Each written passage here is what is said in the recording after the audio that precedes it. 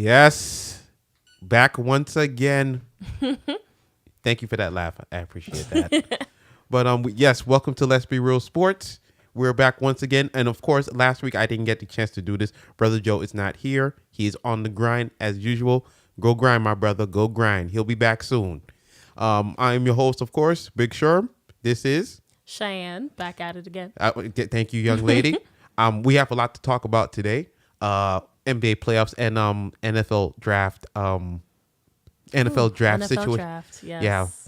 I'm interested to hear your thoughts on the Giants. I have plenty of them. Max Kellerman already said his piece. I would like to allow you to say your piece. But first, let's get to the playoff business at hand first. The second round of the playoffs are here now. And for the second round game that happened yesterday, that was Philadelphia versus Toronto. And Kawhi looked like Jordan. To really just sum it up to you, Kawhi looked like Jordan. The step back moves, the shots he was taking, the turnaround jumper. I'm like, yo, who is this guy?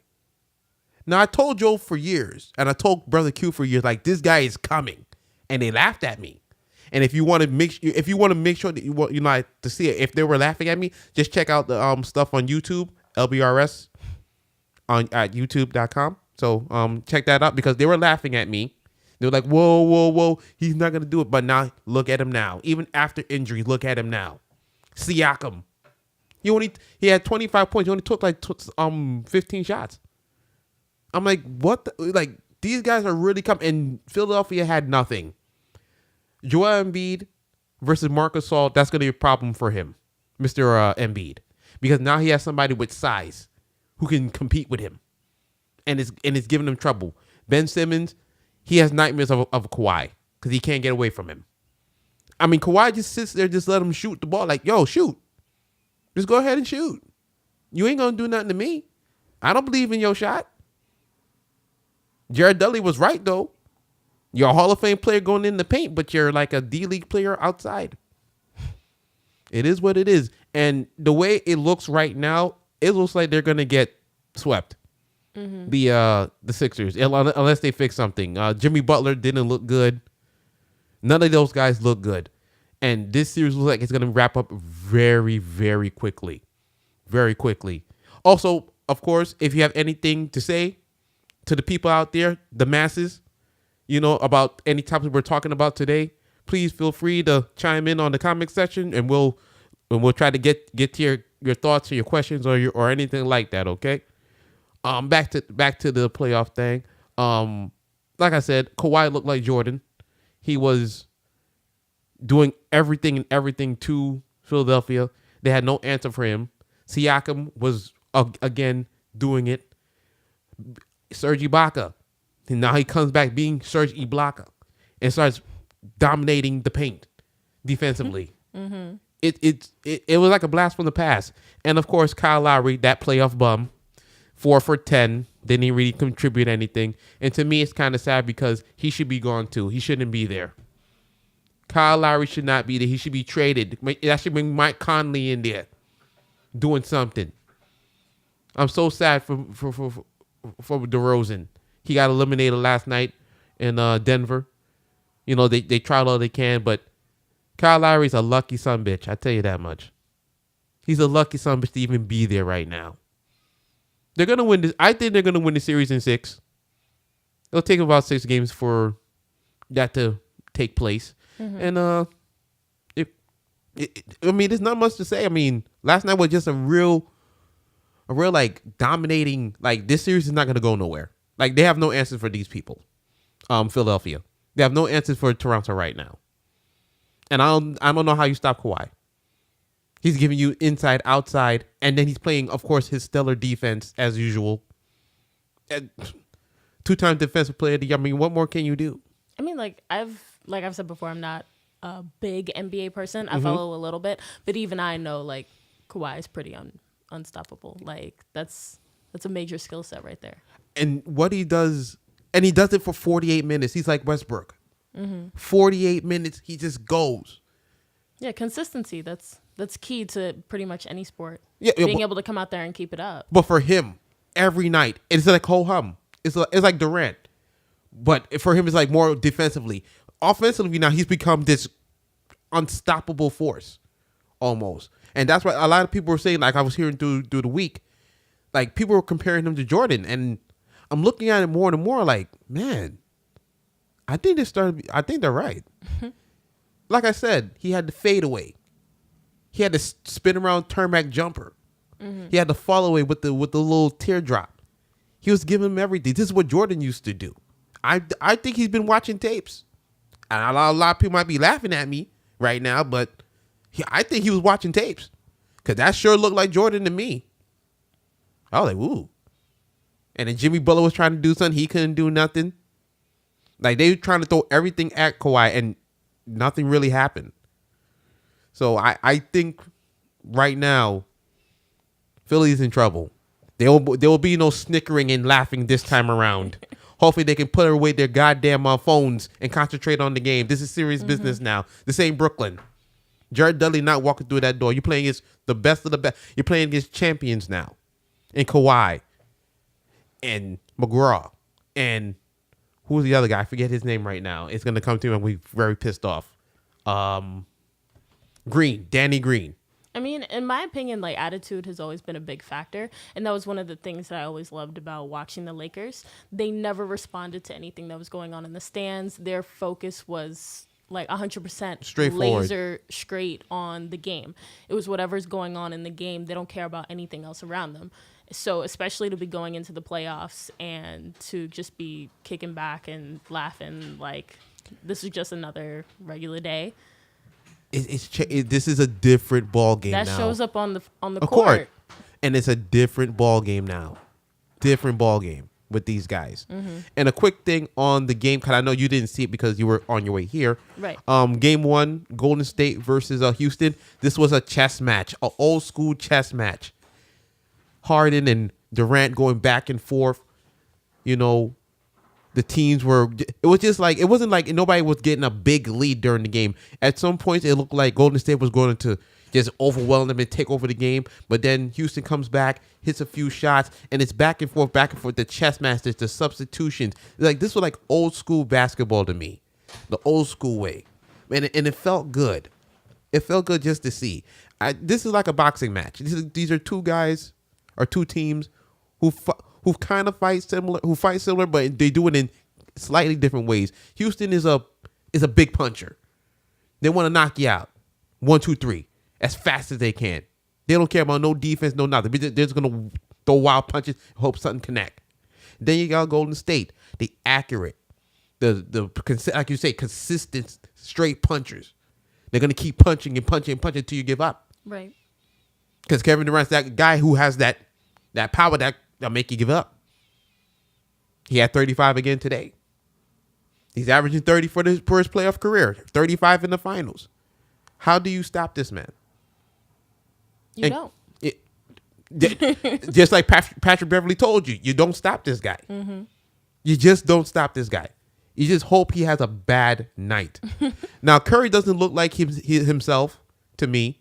He looks a little off. He looks a little faulty to me. But I think he can get that going. He hit a big time shot with some seconds left going down the wire. And for me, I think Klay Thompson, he might be a little bit hurt, but his defense is exceptional. It was exceptional in Game 6 versus the Clippers. It's exceptional now in Game 1. Exceptional. I don't care what he's another guy who brings it every night.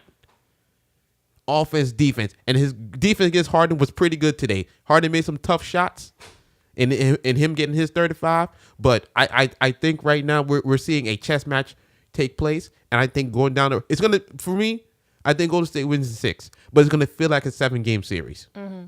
It will feel like a 7-game series. You'll see these chess matches go throughout the game. You might get a blowout here and a blowout there, one of the next 2 games by each team, but going down, it's going to be real chess playing going on right now, I believe.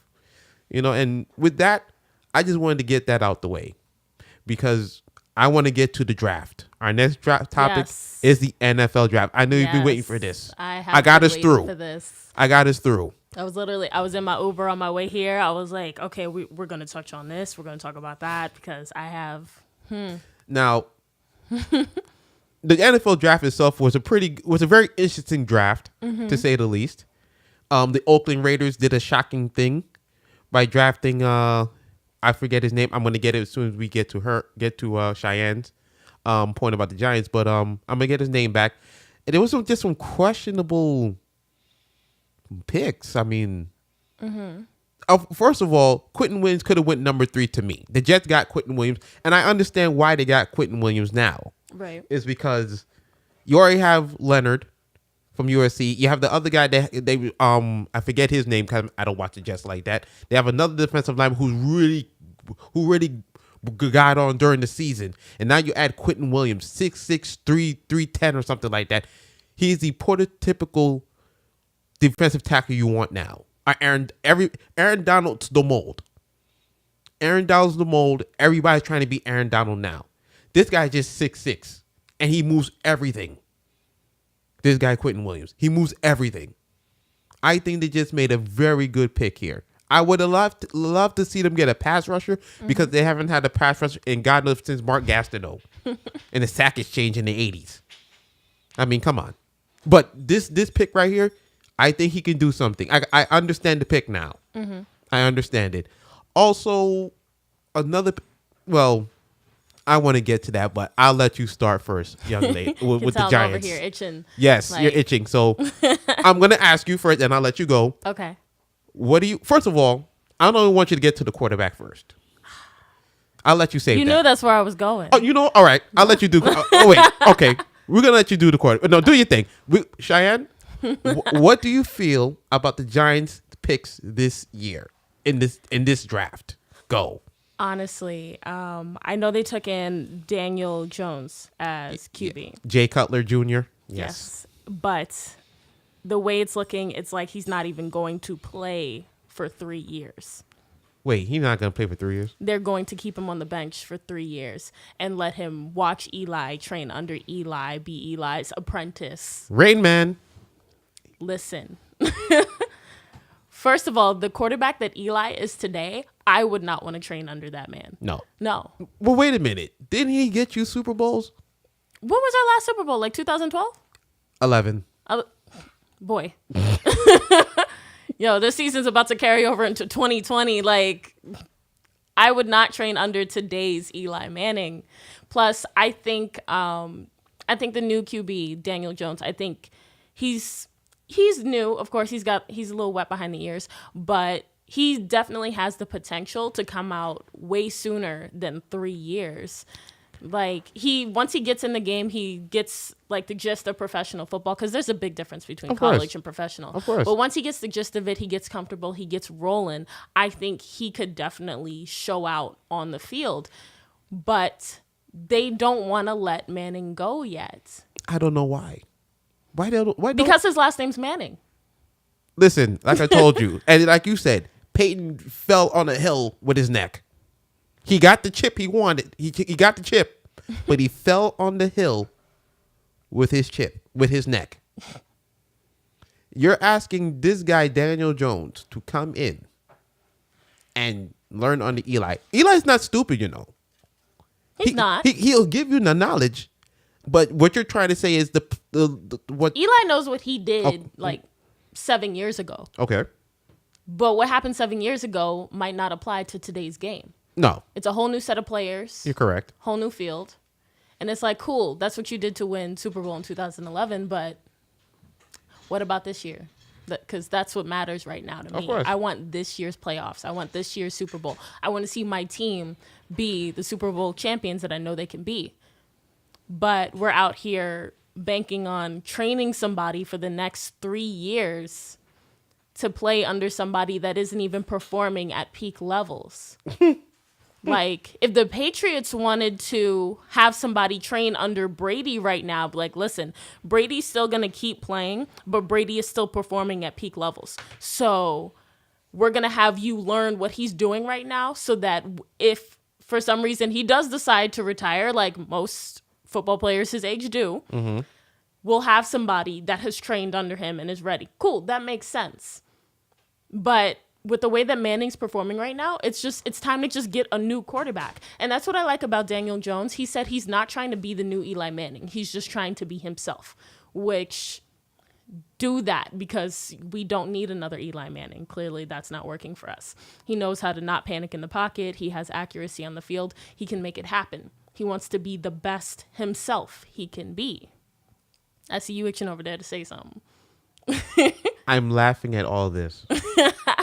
I'm truly laughing at all this. You know why I'm laughing at all this? Why are you laughing? Because I heard stats about this man, Daniel Jones, from college. That's not good. What I heard against the top competition, and now I think he's a 3 or 4 year starter. In the top games, I guess this is 24 games.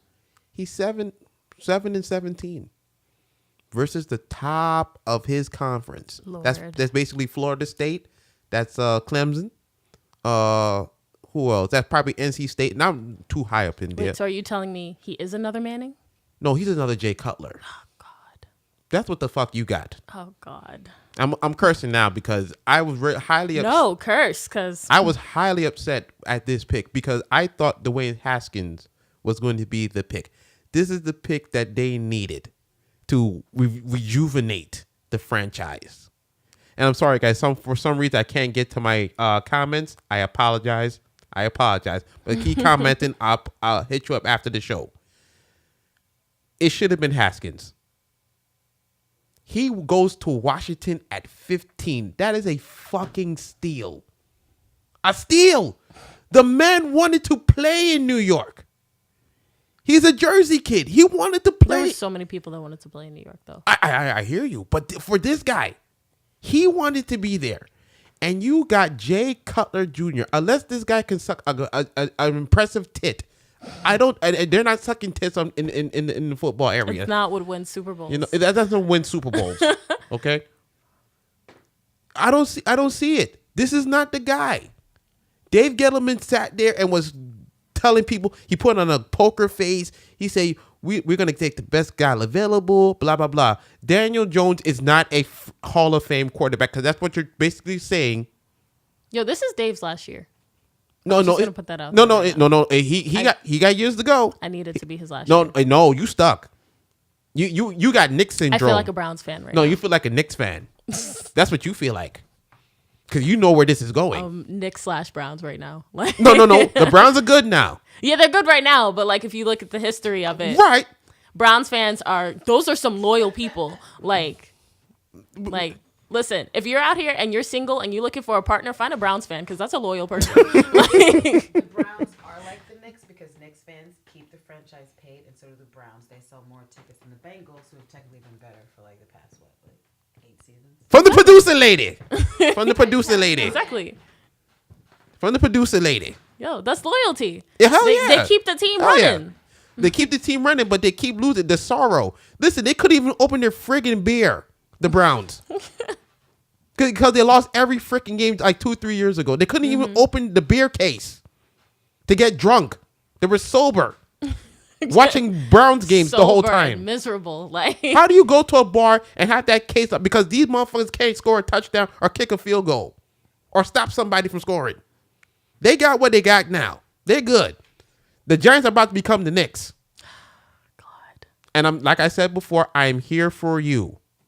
I'm here to lead you. So I gotta through understand. Like, I've been a Giants fan my entire life, and So you had some good times. Yeah. So I've been like the one that's always like talking mess, like, yo, we gonna bring it back. Like, look at what we did this time. Look at what we did that time. Like, I was in high school. Like, I graduated high school in like 2014. So I was able to just be like, oh, we just won like a couple years ago. It's no big deal. But y'all, it's 2019 now. And I can't keep defending them. Like, it's really hard. It's getting very difficult. But and here's the thing. The Giants, I think they made up for it with the next pick they got. From Clemson. Let me see something here. Let me find something here. I gotta look for it. Dexter Lawrence from Clemson. Okay. That listen, he played on the defensive line with Clemson. in the national championship game, all four of their defensive linemen were drafted. This guy is about 6'4", 350. He snacks 2.0. No, let me ask you a question about that, though. Okay. Because he was part of now that we know who they picked, he's part of the deal that they got for trading Odell. Because remember, the Browns gave the Giants Jabril Peppers, the first round pick and a third round pick. Right. And they chose Dexter Lawrence, O'Shane, sorry if I'm saying this wrong, Jimenez, and Jabril Peppers. Okay. Do you think that was enough for Odell Beckham? You're not going to get the value you're going to get for Odell. No, you're not going to. But it's a start. And you're flipping from offense to defense now. You're concentrating on the defense. Jay Cutler is not going to be there. I'm just going to tell you that right now. Jay Cutler Jr., excuse me. He's not going to be there. He's gonna get into the game, and he's going to falter. And he'll be Blake Bortles, basically, is what I'm telling you. Mm-hmm. That's why I feel. Hey, maybe he might shock me and do something great. No, I hope he. I know who you hope. Yeah. But I'm telling you right now, I done seen it. Being a Giants fan is all built on hope. Like every Knicks year. Knicks fan. You see, all he is a Knicks fan. Yo, we That's hope it. this year doesn't go as badly as it looks. Knicks fans. That's all he is. But the picks he made after, defensive tackle, very important, and DeAndre Baker from Georgia, defensive back. I watched this man play. We made some good defensive moves, which was necessary because our defense has always been. I like, meh. But listen, it was a mutiny in there. That had to change. Yeah, those were a bunch of free agent guys that came in. It really wasn't. Landon Collins wasn't a free agent. He was drafted. Odell was drafted. But Vernon, he was a bust. Like I told people, he was going to be a bust. Cameron Wake got him that contract. He should be thanking Cameron Wake every day. Snacks got old. Injuries here and there. So you get, what's the name again? Dexter Lawrence. You get him in there. He's fresh. He's young. He's slippery. He will find his way through there, and he'll be fine. I think he'll be a solid pro. Yeah. Baker as well. I believe he could be a solid corner. I'm not talking about all pro corner, but a solid corner. He'll be fine. Now they ain't got no picks left now, but I think those 2 picks are something. And I said the Giants are going to go 9-7. They ain't 9-7, baby. And if Eli starts faltering early, y'all looking at least 4-12. Like, should I even watch this season? Watch Eli because you owe Eli that much. He got you 2 chips. But if he starts I've been watching that man for years. I don't know if I owe him anymore. No, listen. I can tell people he did America a solid twice. He did. You owe him that much. Stop the Patriots from getting those rings. It could be we would have been hearing a whole bunch of other shit about the Patriots, about they're the great, all that bullshit. Fuck that shit. And it'd be taking us a minute to catch up. Pretty much, yeah. But Eli did the people a solid. Do him a solid. Just watch him fall from grace. Just fall already, though. He's not ready to fall. He's like stumbling, like he's doing like that old man fall that takes like 30 minutes to actually fall, like grabbing onto the chair and just won't let the fall happen. Like he's just like for like 20 minutes, like, and I'm like, dude, he's a warrior. Did you pull like Kevin Hart just kicked the chair out? Like he's a warrior. You didn't see his face in the NFC Championship game, pale, just like Tom Coughlin, pale. Look, I understand like being passionate about something and being like determined to do something, but with that determination, I need there to also be a skill set, because you can't be like, yo, this is my life, this is my game, this is what I do, and then come out and not perform. Like, I mean, part of his age, part is because he's been getting hit a lot.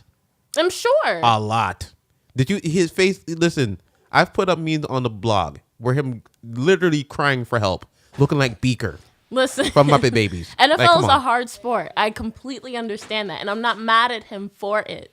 But when you tell me that, yes, we drafted a new quarterback, no, we're not going to let him play. But he's not ready. He's not. 3 years? This is Dave Gellerman's plan. He's an idiot. 3 years? If you said, I'm not going to let him play this idiot. year, I just want to see like what he can do behind Eli. I want them to pair together, see what we can make happen this year. Cool. But 3 years? This is not Aaron Rodgers. I gotta wait 3 years for a potential championship. They're waiting 3 years for Jay Cutler Jr. That's what they're waiting for. I'm sad. I'm here for sad. you. I'm here from you. I'm here from you. Just like Knicks fans, I'm here for you, baby. I'm here for you. I'm gonna lead you through the pasture, and hopefully we can get. You got Saquon, as we always keep saying. You got Saquon. He was the one I was holding on to last year. After watching the draft, I was like, we got Barkley. You got Barkley. That's all y'all got right now. I'm gonna hold on to Barkley. He's the generational guy. But Haskins is gonna haunt y'all for years to come. Yeah, we already have too many ghosts. We already have too many ghosts. There's more coming. There's so many ghosts. It's a haunted team. We should put the ghost hunters inside Giant Stadium, you know, and just see how many ghosts are really in there. Yo, just sniff them all out. Get them all out. Now, as a draft overall, I believe there were a couple of teams that did well. The New England Patriots, once again, Of course, crushing it, unfortunately. That's just N'Keal Harry, wide receiver, Arizona State. This guy's the real deal. So I'm St. Vincent. St. Vincent, stand up today, boy. Y'all got one in there? I'm sorry, sir. I'm sorry, sir. That's not the accent. I'm sorry. Sue me. I ain't got no goddamn money. Shit. But he is legit. 6'2", 6'3", 215. He can really, really, really catch anything. Anything you throw his way, he's catching. I think it's a good pick for them. It replaces Gronk. And see, Patriots fans, I'm not biased like that. I'm giving you real football, although we know your quarterback is not the real GOAT. Would have been a good pick for us, but I'm not salty. That's fine. Listen, like I said, the D tackle y'all got is good. Mm-hmm. But the Patriots, who they got for what they have, is a little better. And also, Russell Wilson. Now, I put this out there early on when I was watching the draft. I wanted DK Metcalf to be drafted in the first round because of his size, his speed, and not even because of that. I watched him play. He's like Larry Fitzgerald, like a great value Larry Fitzgerald right now. Because he'll catch, not saying he'll catch anything, but he'll make like these acrobatic catches. And with Russell Wilson's skill set and the way he throws the ball, he got him in the second round after we learned Doug Baldwin may not never play again. And Doug Baldwin, if you retire, we thank you for all you've done for the NFL. You're a class act, my friend. You're a class act. But if DK can get in there, this will be the biggest receiver he'll have since Jimmy Graham. But you'll have somebody who really will be out there, who can make those catches, who can make those plays like oh my God, like Russell's ready. He can win you a Super Bowl again right now. Now they built back the defense up a little bit. That'll be all right. But I think right now for Russell, he's the highest paid quarterback. You got to give him some weapons. DK Metcalf is a good weapon. He's like I said, he's great value Julio Jones. Mm-hmm. Great value, like specimen wise, he's great value Julio Jones. But he's bigger than Julio. Have you seen his picture? I don't think I have.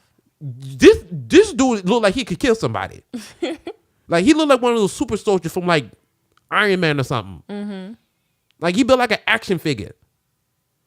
And he's out there making acrobatic catches like this. I think he can help Russell Wilson right away. If you play fantasy football, get Russell Wilson immediately.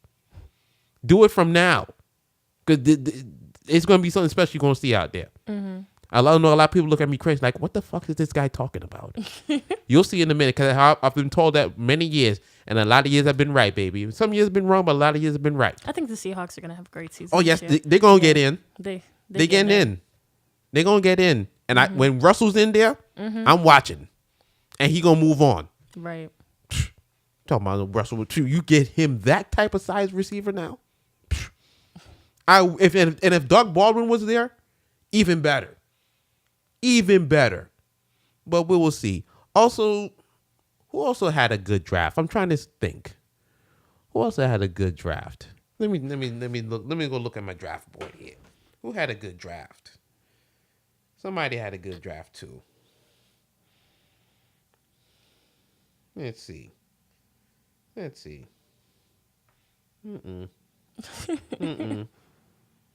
Well, not even that. Not even because I'm looking at it now. I'm like, it's not really anything out there per se. It's a lot of decent drafts. It was a decent draft this year. It was decent. I think last year's draft was better. More quarterbacks were available at the time. True. It's not like Jay Cutler 2.0 and then you had Dwayne Haskins, out there. Mm-hmm. again, I come back to how the hell could you not draft this guy? Haskins was the pick. But we must rest it here for now. Our time is up before the buzzer goes off. So it went off now. You kind of rushed that, sir, but I'll leave you be. That is it for Let's Be Real Sports. Cheyenne, I thank you for coming back, of course, yet again. Thank you for having me. My host, Big Sherm. You can find us on many social avenues or networks. Facebook, LBRS blog on Facebook. The live, of course, what you see here now. YouTube, iTunes, all free 99. Stitcher free 99. Google Play free 99. Android people, I still don't know what the hell y'all use, but right in Let's Be Real Sports and Google Play. Thank you, madam. Thank you, and please check us out. We here, please, and we thank you for support. We thank you for watching. Peace.